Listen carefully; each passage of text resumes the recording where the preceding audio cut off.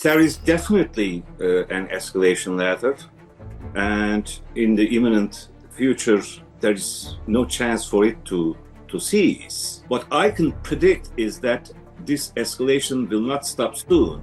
So we must be prepared for the worst case scenario rather than hoping that this escalation will evolve into a de-escalation phase. I think it would be too early to talk about a de-escalation.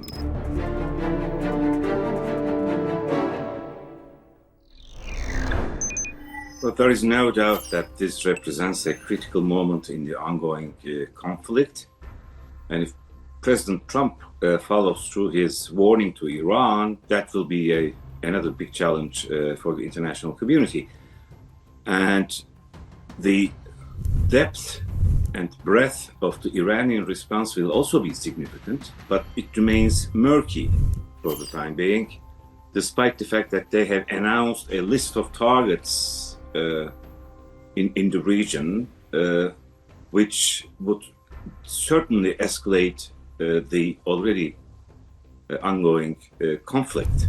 Correct. But nevertheless, since there is this challenge now, I believe that the United States, in cooperation with the Gulf countries, will presumably take all the necessary measures to prevent the attacks coming from Iran. So again, we will see what will happen tonight, given the President Trump's warning to Iran and the Iranian reaction to it. So there is still ambiguity involved. When such conflicts erupt, the flow of events might change, and the type of response that Iran will give will depend on the extent of defensive measures to be taken by the United States in cooperation with the Gulf countries. Yeah,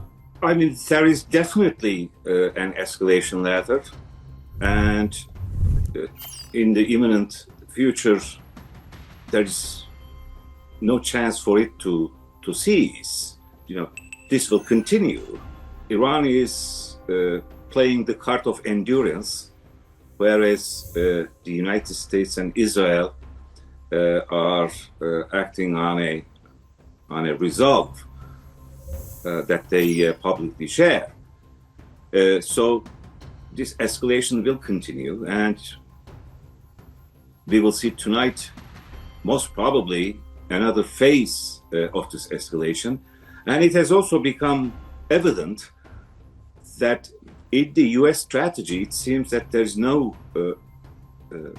off-ramp step where they will stop, what they intend to achieve, what are the political and strategic, militarily, strategic objectives that the United States has. There is a kind of confusion also based on President Trump's remarks throughout this process. But what I can predict is that this escalation will not stop soon. So we will see further acts that will fuel this conflict. That is what I observe, reading the remarks of President Trump and the announcements made by the Iranian side. So we must be prepared for the worst case scenario, rather than hoping that this escalation will evolve into a de-escalation phase. I think it would be too early to talk about a de-escalation.